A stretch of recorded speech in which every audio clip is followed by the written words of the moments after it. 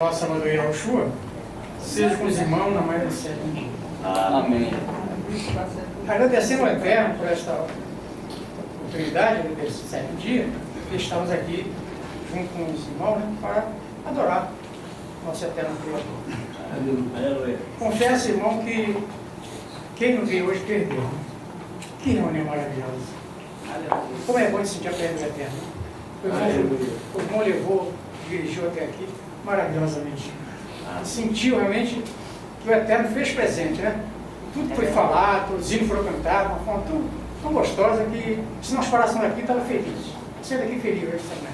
Quem veio realmente está deliciando, né? Está saboreando essas coisas maravilhosas que só o Eterno pode dar. Bem, irmão, algumas semanas atrás, eu iniciei aqui falando sobre as parábolas. E são diversas. Segundo você vê, são uma faixa de 39 a 40 parábolas que o nosso Salvador Yahushua deixou para nós, ela toda. Só que o que acontece? As parábolas, poucos são ensinados nas igrejas. E quando eles ensinam, não entende, não se explica. Quando os discípulos estiveram aqui com o nosso Salvador Yahushua, não lembra, quem conhece as escrituras, está muito bem. Ele explicava, quando o Salvador Yahushua falava alguma parábola, né, alguma delas, eles falavam assim, mas não sim, explica, como é que é isso? E nem eles, que eram o aluno, né, do próprio Salvador, estava ao lado dele ali, não entendia. Você vê que a coisa era difícil, era complicado de se entender.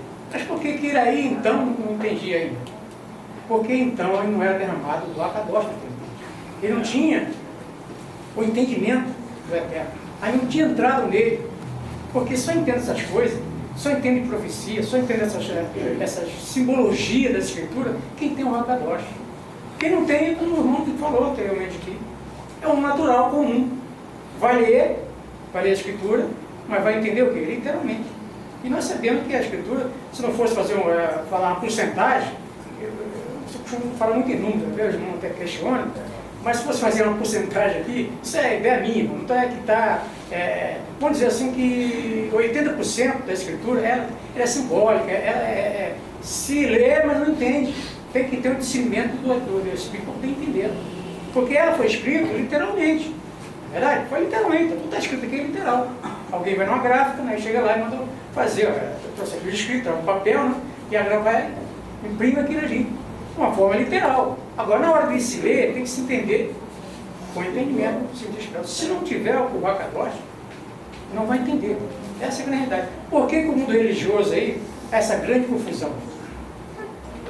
Você vê 50.000 denominações, não diferentes, a casa X, eu sou daquilo, e nenhum chega no entendimento, cada um fala uma coisa diferente. Bom, mas a Escritura é a mesma. O Eterno é o mesmo. Dizer assim, entre aspas, não vou te expressar, né? Vamos dizer assim, que esse cara tem uma coisa diferente. Pô, por que cada um fala uma coisa diferente? Quando de verdade existe na face da Terra? O que é a vara de verdade? Porque justamente que falta o mundo religioso, esse sistema religioso tem o entendimento da Terra. Ele até diz que tem. Dizer é muito fácil, né? Muito fácil dizer as coisas. É só você dar a boca para fora e dar para fora, está falando.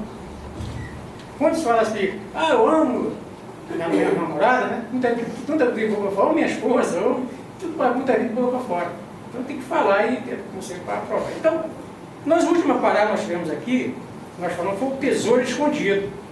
O tesouro escondido que está lá, vou só repetir, mas que é um versículo só, para que não entenda o raciocínio daqui que eu quero passar. Mateus 13, 44.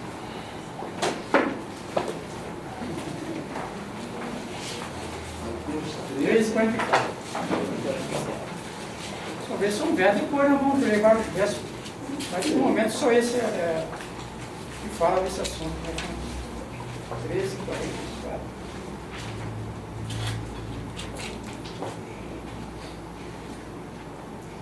Diz assim, Tito, né? Chama epígrafe.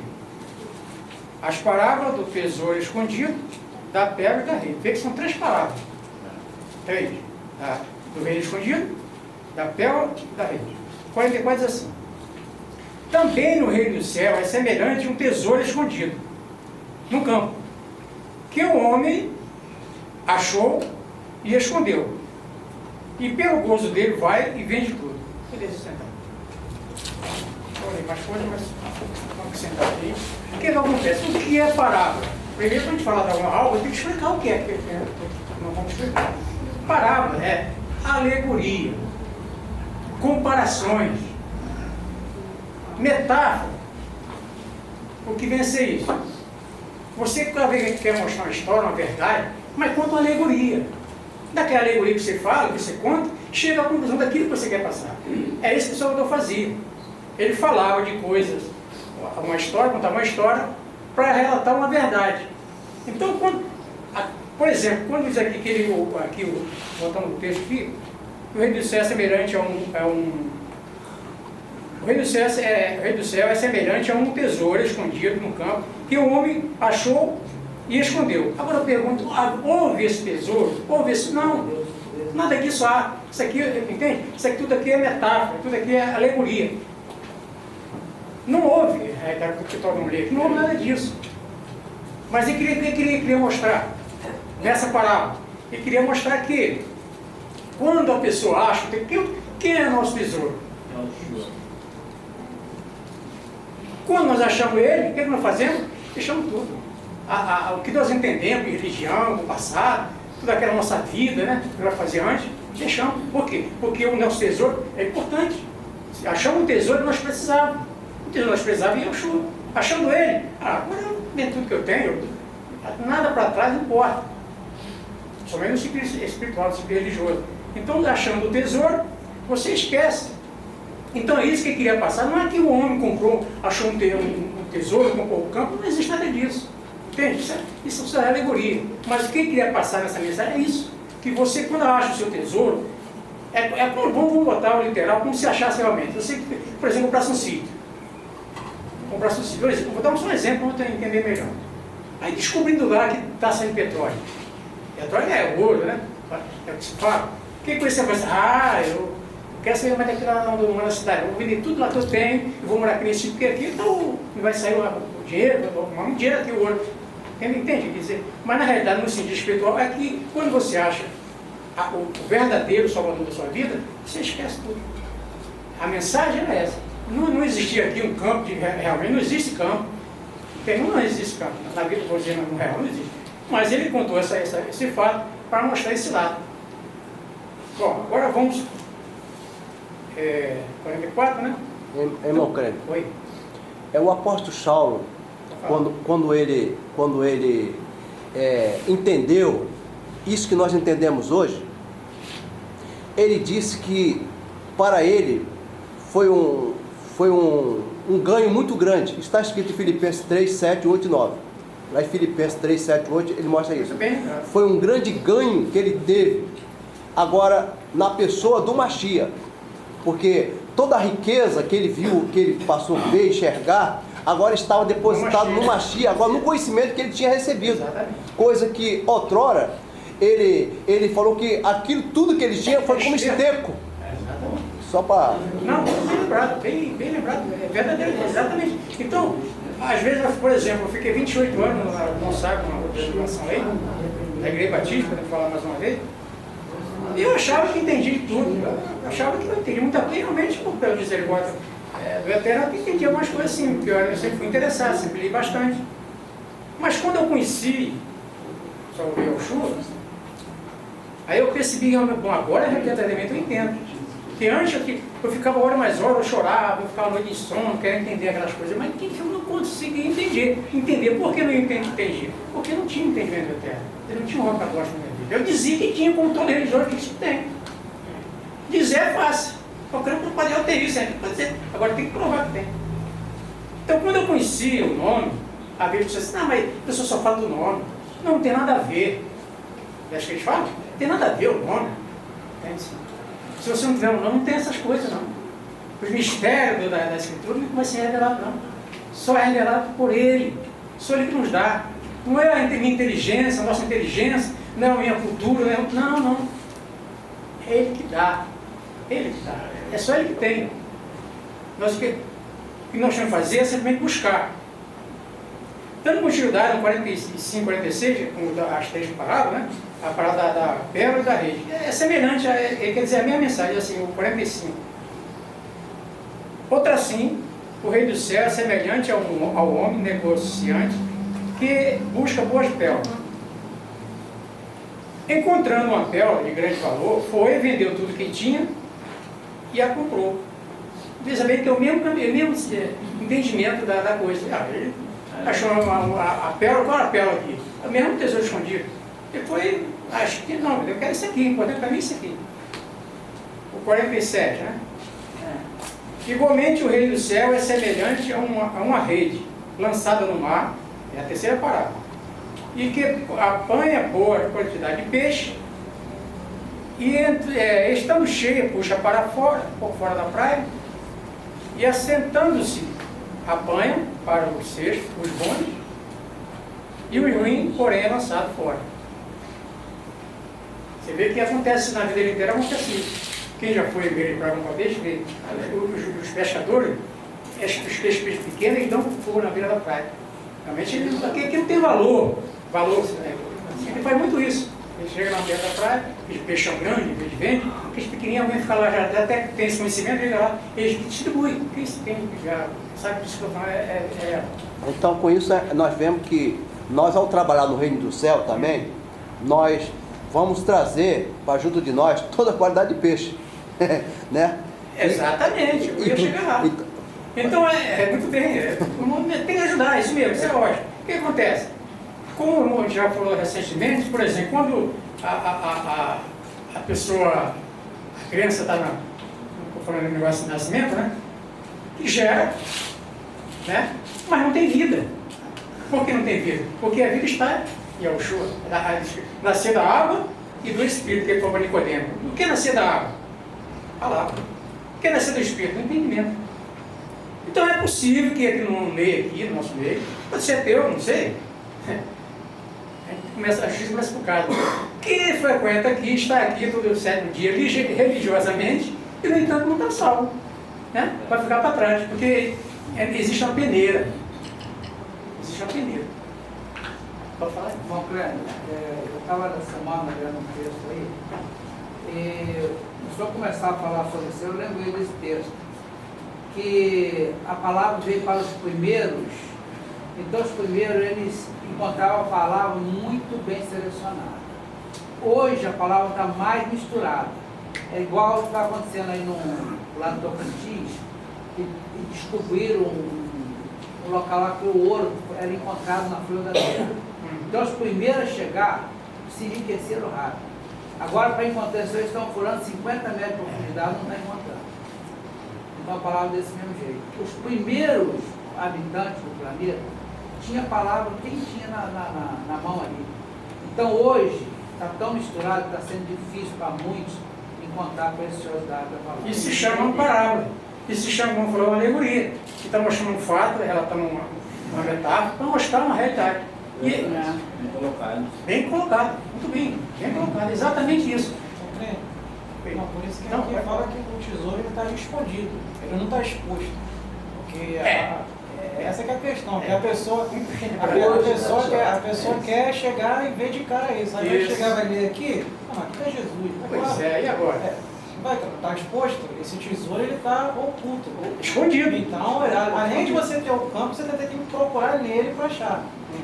Então aí você tem que saber o que é o campo e como procurar nele. Tiago, irmão, aí no caso vamos colocar uma linha temporal, né? Porque no início estava fácil se achar o tesouro, hoje está difícil, ele está mais profundo. Nos dias de hoje, correto? Uma linha de tempo. Quem diga que manda parar? É isso? Vamos dar seguimento, vamos para outra parábola aqui agora. Vamos para a parábola do 40. Não, terminei aqui não, pensei que era terminado aqui. 48, terminei aqui. A gente estava no 13, 40 o quê? 49 agora. 48. Eu pensei que tinha terminado. Um fala, outro fala, a gente acaba esse ponto. E estando cheia, puxa, não, isso eu falei, 48. 49. E assim será na consumação dos séculos. Você teria isso aqui, tá vendo? Virão os anjos e separarão dentro dos justos e lançarão na fornalha de fogo, ali haverá pranto e ranger de dente. E disse-lhe Yahushua, entendeste sobre estas coisas? Disseram, sim, agora eles entenderam, né? Algumas paradas eu entendia, mas algumas discípulos não entendiam não. Sim. E ele disse, por isso todo o escriba instruído acerca do reino do céu é semelhante a um pai de família, que tira do seu tesouro coisas boas e velhas. E aconteceu que Yahushua, concluindo essas parábolas, retirou-se dali. Então se vê que ele contou aqui 3 parábolas, né? E retirou-se dali. Agora vamos para outra parábola. Agora o importante é o detalhe que Vamos lá, precisamos entender, conforme diz aí, que o Eterno, antes de terminar o juízo, ele enviará os seus anjos, que são mensageiros, seu mensageiro, para para uma separação. No caso, uma colheita que ele está fazendo. como o pescador foi lá na pesca lá. Isso, na pesca. Então, acontece. Aí o que acontece? Ele vai fazer isso, e eu fiz um hino aí que vai se encerrar o juízo. Vai se encerrar um juízo. Nós estamos vivendo um juízo, onde o Eterno, através dos seus mensageiros, está chamando, convidando. Por quê? Quando será o final desse juízo? Nós não sabemos. Sabemos o final do juízo. Nós estamos como mensageiros, estamos advertindo o povo, segundo a nossa possibilidade, segundo o nosso recurso, estamos chamando a atenção do povo, trazendo a pessoa. Mas chegará o tempo do final do juízo. Aquele que der o crédito à sua palavra, aquele que der ouvido à sua palavra, esses são aqueles que vão gozar a bem-aventurança. A esses que não deram crédito, porque ficaram presos no seu sistema, na sua forma, vai sofrer o danos. Porque o Eterno, antes de tudo, o Eterno, conforme ele sempre fez, ele sempre avisou, advertiu o errado do seu erro, para poder o Eterno encerrar o juízo. Então o que acontece? Então isso ele está fazendo hoje. Muito bem. Você vê que voltando atrás um pouco, que às vezes fica querendo adiantar as coisas, não tem vida hora. Você vê, o que acontece lá com o pescador lá? Ele pega o peixe grande, né? Ele acha que vai dar uma boa renda para ele, os pequenos ele joga fora, tá? É o que aconteceu no final dos tempos, lá na vida do nosso Salvador. Ele vai escolher qual o peixe bom para ele, aquele que ele obedeceu. Que andou fazendo as coisas que ele agradava. Aquele que desobedeceu, não deu ouvido, o que vai acontecer? Esse joga fora. Está vendo como a palavra ela quer, justamente, na fornalha, a palavra quer mostrar isso, ela é uma palavra, mas quer mostrar lá no futuro, é sombra, coisa que vai acontecer. Mateus 18, 22, 12 a Mateus 18, outra palavra, de 12 a 14, a parábola essa aqui, a parábola aqui é do ovelha perdida, as ovelhas perdidas, Mateus 18, do 12 ao 14, diz assim, que parece se algum homem tiver 100 ovelhas e uma delas se desgarrar e não irá pelos montes, deixando as 99 em busca da que se desgarrou? E se porventura achar, em verdade vos digo, que maior prazer tem por aquela que pelas 99, que não se desgarraram. Assim também é a vontade do vosso Pai, que está no céu, que nenhum desses pequeninos se perca. Quer dizer, veja bem, por exemplo, 100 ovelhas, uma se perde, para o Eterno, o mais importante era buscar aquela que estava perdida. Porque a 99 estava lá, estava numa pista guardada. Aquela que desviou, literalmente falando, poderia ter o lobo ou alguém vir e devorar, mas a 99 está bem guardada, então o cuidado é com aquela. Então o que acontece? Eu venho questionando muito, mas às vezes não temos certo muito cuidado, muitas vezes, com as nossas ovelhas, para dizer assim, nossa, não tem ovelha, não se diga expressar. A ovelha é só da terra. Só existe um pastor, só existe um rebanho. Somos nós e o pastor que é o Eterno. Nós às vezes não temos um cuidado especial como ela deveríamos ter. Quando um de nós se afasta, nós olhamos assim ao céu de nós olhamos, vemos o irmão aqui ou irmão, às vezes nem damos importância. Mas seria bom, para cumprir essa parábola, eu teria que se preocupar mais com esse que está faltando, que não está presente, que eles estão aqui. Porque eles estão aqui, eu preciso preocupar com o Tiago? Não, está tudo certo, ele está aqui, né? Agora aquele irmãozinho que não vem, irmãozinho não vai descansar, tá? Aí esse é que tem que estar ligando, tem que estar lá, visitando, tentando trazer de volta, trazer a família de volta, ele está desgarrado, ele está correndo perigo. Ele está correndo perigo porque as ovelhas aí, o lobo, né, a esfera, o campo, aí pode devorar ele. Se a gente não cuidar dele, eles vão descer, vai ser destruído. Para entender melhor essa palavra, eu vou levar para uma outra, que está em Lucas 15, se for de memória. É Lucas 15.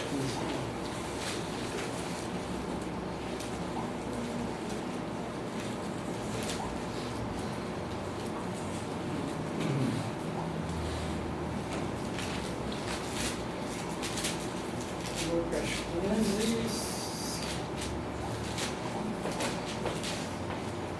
Foi tão fino, a partir do verso 8. Olha bem, eu acho que começa do 8 ao 10. Lucas, capítulo 5, verso 8 ao verso 10. Ou qual a mulher que, tendo 10 dracmas, se perde uma dracma, não acende a candeia e varre a casa e busca com diligência até ela achar. 9.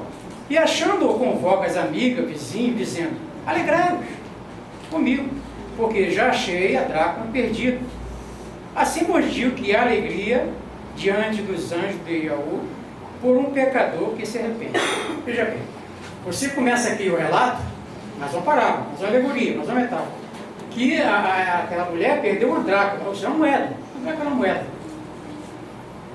Se ficasse nós por aqui, mas dizer, isso foi uma moeda mesmo, se ela for uma moeda que ela perdeu e ela varreu a casa e achou, não. Mas você não vai entender isso. Parábola interessante. Você vai entender no verso 10, que não está falando de moeda nenhuma.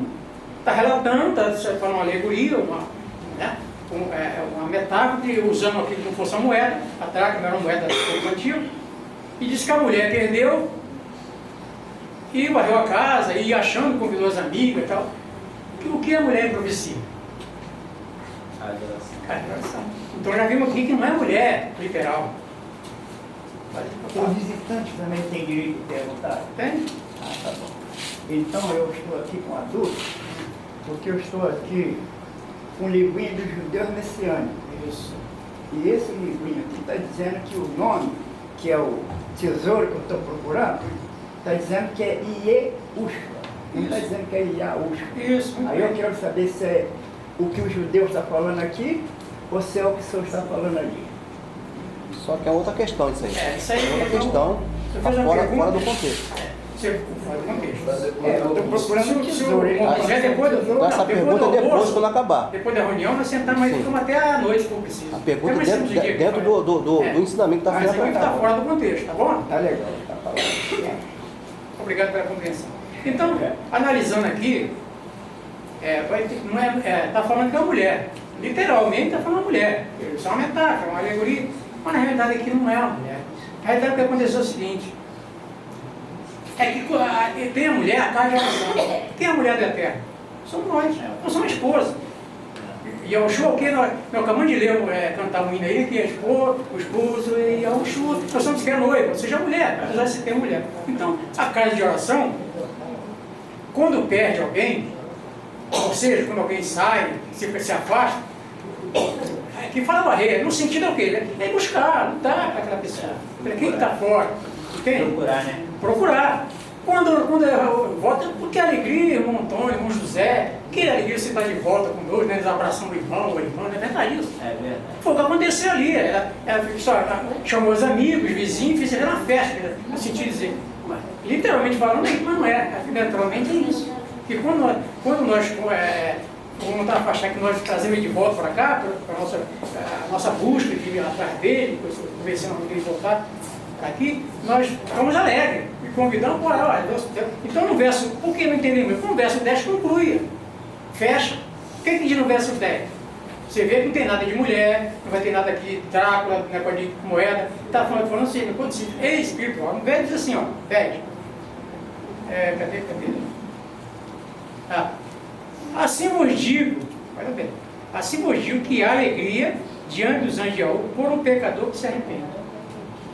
Então, quando nós trazemos um pecador, até no meu sentido aqui, pode ser a pessoa está afastada, pode ser também um pecador. Há o quê? Alegria no céu. Então, o sentido aqui é o quê? Qual o sentido aqui?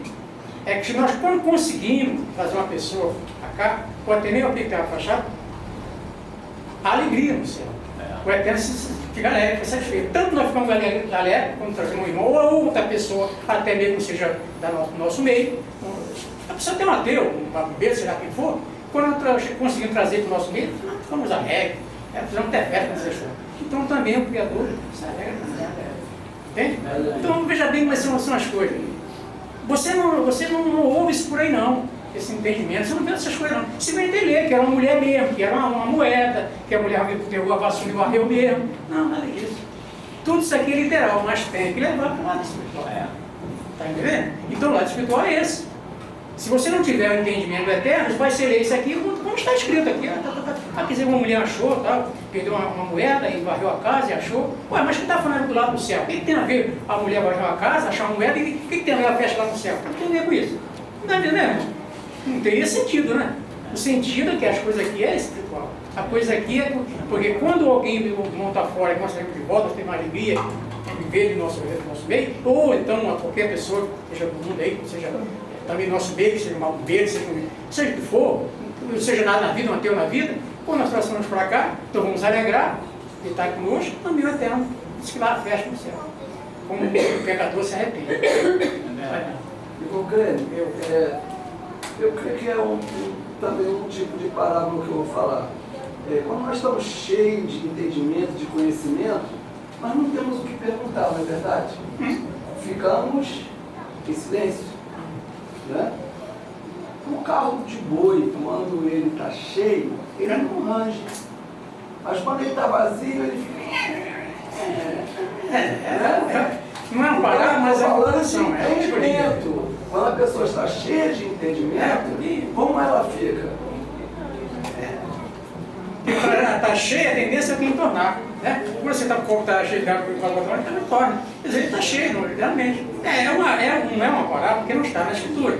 Mas é uma alegoria, uma metáfora. Muito bem aplicado. Muito bem. Obrigado. Irmão, tem um provérbio até que Ronaldo conhece, isso está na escritura, né? Diz que a alma farta, ela pisa em favos de mel. Agora a alma faminta, todo amargo é doce. Ou seja, a pessoa, quando ela está se achando muito autossuficiente, ela começa até a negligenciar coisas boas. Agora a pessoa que tem esse desejo de querer mais e tal, né, ela sempre vai aceitar a palavra. Vamos ver o que fala. Agora vamos ver outra parábola. Vamos ver agora o credor compassivo. 18 ainda, 23 a 34. Aí mesmo, 18, só para Mateus, tá? 18, tamanho do lucro, ele falou. 18 de Mateus? Deixa eu ver se esse for mais aqui. Quer cantar agora? Deixa eu ver aqui, o credor 18. 18. 23 a 34.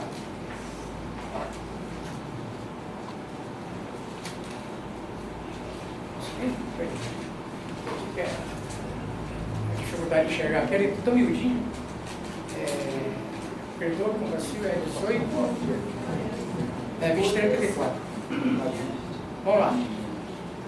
Está vendo 15%? Não podia ser. 23. A parada do credor é passivo, não? É isso mesmo. Diz assim, do 23 ao 34.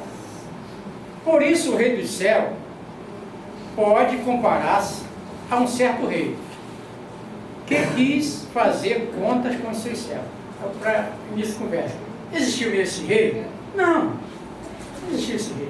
Mas ele está dando aqui fazendo uma metáfora aqui, como se ele tivesse existido, para mostrar uma realidade da coisa. Né? E não ter, 24. E começando a fazer contas, lhe apresentando um que ele devia 10 mil talentos. E não tendo ele com o que pagar a seu senhor, mandou que ele e sua mulher e seus filhos fossem vendidos. Foi vendido. Contudo, quanto tinha para lhe para que a dívida lhe pagasse, se lhe pagasse. Então, aquele servo, prostrando-se e reverenciava, dizendo: Senhor, seja generoso para comigo, tudo te pagarei. A atitude dele, tudo de humildade, né? Tudo te pagarei. Então o senhor daquele servo, movido de íntima compaixão, soltou-o e perdoou-lhe a sua dívida. Saindo, porém, aquele servo, encontrou um dos seus conservos, que trabalhava para ele. Esse trabalha para o rei, né? E aquele trabalha para ele. Saindo, porém, aquele servo, encontrou um dos seus conservos que lhe devia 100 dinheiro, e lançando a mão dele, sufocava-o, dizendo: paga-me, porque me deve. Então o seu companheiro, prostrando-se aos seus pés, rogava-lhe, dizendo: seja generoso para comigo, tudo te pagarei. Você vê, a mesma coisa fez o outro, né? Vou ter misericórdia. Agiu da mesma forma. Ele, porém, não quis, antes foi encerrado na prisão, até que ele pagasse a dívida. O inverso aqui, né? Você vê como é que são as coisas. O outro tinha perdoado a dívida dele e ele desperdoou o seu semelhante, né? Do outro. Vendo, pois, seus conservos que acontecia, contristaram-se muito e foram declarar ao seu senhor tudo o que se passava. Então ele já tinha recebido a notícia de que o servo do patrão dele tinha perdoado ele a dívida. Ele ficaram consciente dessa história. Aí foram relatados, tá vendo? Você perdoou ele, né, da dívida dele, e ele nos perdoou nós, o Senhor na prisão. É isso que aconteceu? Ele tinha consciência disso. Então o seu senhor, chamando a sua presença, disse: servo malvado, perdoei toda aquela dívida, porque me suplicaste. Não devia tu, igualmente, ter compaixão do teu companheiro, como eu também tive misericórdia de ti? Indagando o seu senhor, entregou aos atormentadores, até que pagasse tudo que ele devia. Assim vos fará também meu Pai, celestial, se do coração não perdoares cada um a seu irmão, as suas ofensas. Então, veja bem, qual a mensagem aqui? Você vê que tem umas palavras, um versículo só, tem uma sapé muito mais ampla. Né? E aqui você vê a palavra de perdão. Se você não perdoar, apontando para o perdão. Essa palavra é isso. Você vê a atitude que ele teve, né? Que foi perdoado pelo seu patrão, perdoou a dívida dele, não levou ele. Quando o outro que devia ele também, ele fez o contrário, botou ele na prisão. Então aqui tem um sentido de perdão. Se você não perdoa, não é perdoado pelo Eterno. Parece muito forte, mas acho que não tem um hino falando nesse sentido. Então, essa palavra, toda essa verso que foi lido aqui, com a mensagem aqui, perdão. Você tem que ter o perdão. Você tem que ser misericordioso, porque isso é uma atribuição do Eterno. O Eterno é um ser importante, e um da atributo dele é esse é benevolente. Pode falar. Como aquela passagem, quantas vezes perdoareis? Muito bem lembrado. 70 vezes 7. Quem erra 490 vezes num dia? Porque ele falou 70 vezes 7 é 490. Mas quem é que erra 490 vezes num dia? Então ele quis dar a menção de dizer que errar seria uma coisa quase que normal, né? Errar humano, o misericórdia é errar humano. Alguém dizer que não erra, ele está sendo mentiroso. Agora, o importante, a virtude da pessoa não está no ele errar, é ele reconhecer seu erro. Errar é comum, é natural, todo ser humano erra. Quem sou eu que não erra? Mas a virtude minha, de qualquer um de nós aqui, é reconhecer que ele erra. Então, a grande realidade, ele tinha que de exemplo para ele, ó. Ele não te perdoou? Você me perdoa também. Não era? Tipo, seguiu o mesmo exemplo, o patrão tinha feito com ele, qual foi que ele agiu? Não, vamos perdoar. Aí me der, tem que pagar. Entende? Então a mensagem é uma mensagem de perdão.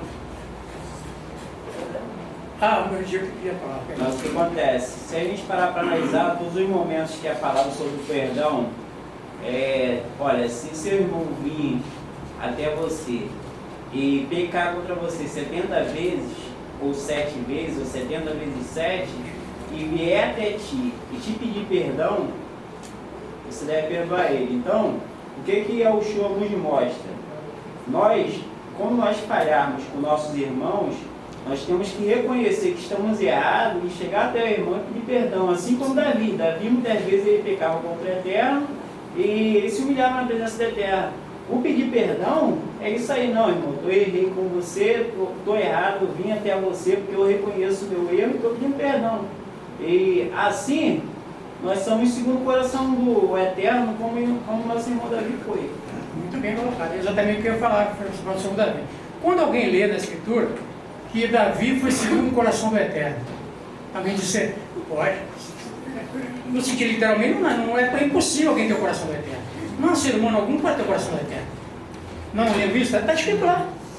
Que Davi foi segundo o coração do Eterno. Não é isso. O que quer dizer é que Davi foi escolhido pelo coração do Eterno. Porque quando o povo. Essa que é não pode. O ser humano é incapaz de ser igual ao Eterno. Não tem. Não há comparação com ele. Então, quando você lê que Davi é segundo o coração do Eterno, aqui Davi foi igual ao Eterno, misericórdia. Estava cheio de erro, igual eu e todos os irmãos, né? Misericórdia, Davi tem o coração do Eterno. Não. É porque o Eterno que propõe no seu coração escolheu Davi como rei. Porque quando o povo pediu o rei, deram quem? Saul. Quem foi que deu o rei? O povo. O povo que escolheu. Isso partiu do coração do povo para colocar-se um rei. Mas quando o Eterno partiu do coração dele, eu quero Davi. Não importa o defeito da vida, se ele escolher, ele que escolheu Davi, Davi vai ser um perdido na vida. Mas se o Eterno no coração partiu que era Davi, ele escolheu Davi. Então por isso que eu digo, segundo o coração do Eterno é isso. Não porque ele era igual ao Eterno, não é possível. E se a gente for parar para analisar a vida de Davi, ele cometia os pecados dele, mas depois ele reconhecia e se humilhava na presença do Eterno, chorava, lamentava, o Eterno me perdoa, e ficava lá insistindo no perdão do Eterno até conseguir. Ele reconhecia isso o tornava Davi um homem assim, querido pelo Eterno, amado pelo Eterno, ele reconhecia que não, eu reconheço, eu preciso que você me perdoe para mim eu ter uma vida melhor assim diante de ti. Muito bem colocado, é verdade mesmo, justamente. Porque os outros pecados, os outros reis, os profetas, enfim, alguns dos povos do Potapá, mas muitas vezes não reconhecia não. Eu posso errar, eu sou cara, sou tal, né? Como eu tenho essa atitude. Às vezes eu acho, não, isso é uma coisa torpe. Não, Davi não. Davi não dava um passo sem consultar o Eterno. Ele tinha um defeito dele, não conhece. Vários, muito. Mas tudo que ele ia fazer. Que até acredito, quando ele não buscou o Eterno para pedir opinião, aconteceram as coisas erradas com ele. Automaticamente. Mas quando eu digo tudo, não pode se expressar, não pode dizer. Vem falar uma palavra aqui, o irmão não falou isso não. Não pode se dizer, ele não dava quase um passo para não consultar o Eterno para fazer o que ele queria fazer. Quando ele não buscou, o que aconteceu? Eu pensava. Então por isso que ele era amado do Eterno, porque o Eterno reconhecia que tinha um coração agradecido, um coração bondoso, um coração que reconhecia que ele era um ser humano, que era uma pessoa sujeita a cometer erro. Mas sabia, ele sabia, que conhecia o coração de Davi, que Davi também entendia que tinha um Eterno para buscar ele para perdoar. Isso que era importante. O Eterno reconhecia Davi era isso, o coração de Davi era isso. Porque ele sabia que era pecar, mas ele sabia que Davi reconhecia que tinha alguém que buscar para perdoar seus pecados. E muitas vezes nós erramos e simplesmente, essa coisa é comum, banal, vamos deixar para lá, né? Depois o irmão esquece. Depois esquece, depois eu vi sair com mais calma, amanhã, depois disso. Não, é na hora. É na hora. É por isso que Davi era amado do Eterno. Não pedi mais falar. Então vamos mais um pouco em frente aqui.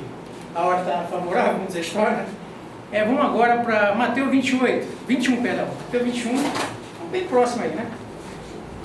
21, verso 28. Tudo é parábola, tá? Nós estamos falando em parábola, tá? Tem outras coisas aqui, mas são parábolas. Tudo é parábola que o Salvador dá louco. Tudo são parábolas dele. Você vê que foi a palavra, diz que se eu ensinar por parábola. Se eu ensinar por parábola. Mas que parece, um homem tinha 2 filhos. Dirigindo-se ao primeiro, disse: filho, vai trabalhar hoje na minha vinha. Ele, porém, respondendo-lhe: não quero. Mas depois arrependeu-se e foi. Dirigindo-se ao segundo, falou, de igual modo. Respondendo ele, disse: eu vou, Senhor. E não foi. Qual dos dois fez a vontade do Pai? Disse-lhe ele, o primeiro, disse-lhe Yoshua, em verdade vos digo, que os publicanos, as meretrizes, entram diante de vós no reino de Deus. Porque Ionã veio a vós no caminho da justiça, e não creste. Mas os publicanos e as meretrizes o creram. Vós, porém, vendo isto, nem depois vos arrependeste para o quê? O que acontece? Aqui está falando dois filhos. Qual dois filhos? Filho dele, que era o Gialdim, na época, e tinha, por exemplo, aqui os escribas, os fariseus, aquele doutor da lei, no caso. Pois é, eles até renegavam de fazer a obra do Eterno, podemos dizer assim. Ele fazia de uma forma errada. Mas ele voltou atrás e fez, ou fazia de uma certa forma. Já o verdadeiro filho dele, que era o Gialdim, dizia que fazia, que vivia o mandamento, mas na realidade não vivia. Dizia que vivia, como ele diz até hoje, né? Então ele diz que vivia o mandamento eterno, mas não vivia. Vamos mais à frente um pouco. Vamos agora para trabalhador vinha, a boda do cordeiro, 22. Aí mesmo, um pouquinho, do 2 ao 14, você pode lembrar. Estou preparado. Essa aqui estava fechada. A parábola das bodas. Diz assim o verso 2. O reino do céu, sempre começar com o reino do céu, né? Sempre parar para você contar assim o reino do céu. O reino do céu é semelhante a um certo rei que celebrou as bodas do seu filho. Existia esse rei? Não. Entende, irmão? Literalmente não existia, não. Não tornou esse rei. Ele está querendo mostrar quem era esse rei. Ou seja, mostrar uma metáfora, mostrando, vamos dizer assim, só aqui é a sombra de uma coisa errada que ele ia mostrar. E enviou os seus servos, o irmão já entendeu quem é esse rei que quer ser o filho. E enviou os seus servos a chamar os convidados para a boda, e estes não quiseram vir. Depois enviou outros servos, dizendo: dizei aos convidados, eis que tenho o meu jantar preparado, os meus bois cevados, já mortos, e tudo já pronto, vindo as bodas. Porém, ele não fazendo caso, não tem importância, né? Valorizar o convite, podemos dizer assim, fazendo caso, se fazendo caso, foram um para o seu campo e outro para o seu negócio. E outro, apoderando-se do servo, o trajaram e o mataram. E o rei, tendo notícia disso, empoderou-se e, enviando os seus exércitos, destruiu aqueles homicidas e incendiou a sua cidade. Então disse os servos: as bodas, na verdade, estão preparadas, mas os convidados não eram dignos. E depois, as saídas dos caminhos, e convidai para a boda todos os que encontrares. Os servos, vou voltar um pouco aqui, veja bem, o povo Gialdim era um povo que? Peculiar. O povo, o Eterno só tinha compromisso com ele. O povo só tratava com ele. Existia naquela época o gentil, que é nós hoje, no caso, literalmente falando. Mas o trato não era só com o povo dele. Bem? E os servos saíram pelo caminho, então, convidou primeiro os filhos, no caso, né? Eles não quiseram, então tudo bem, vamos lá. E os servos saindo pelo caminho, ajuntaram todos quanto encontraram, tanto os maus como os bons, e a festa oficial ficou cheia de convidados. E o rei, entrando para ver os convidados, e viu dali um homem que não estava trajando veste oficial. E disse: amigo, como entraste aqui, não tendo não tendo veste oficial? E ele emudeceu.